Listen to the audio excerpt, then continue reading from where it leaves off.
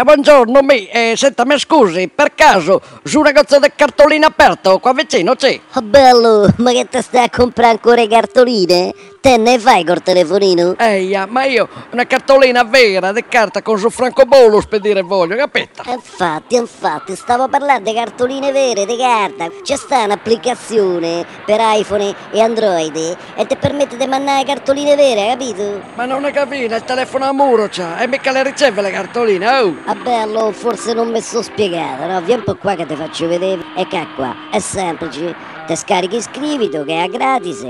Poi ti scatti una bella foto, la rimpicciolisci, la ingrandisci, gli metti una bella cornicetta, poi ci metti l'indirizzo di tua nonna, ci scrivi una bella frasetta, ci metti la firma e tacchi, la invii.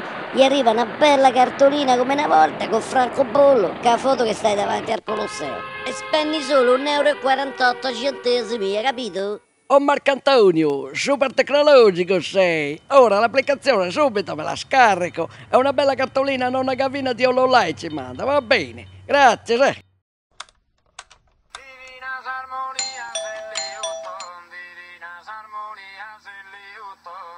Mia figlia, una cartolina mandato mia.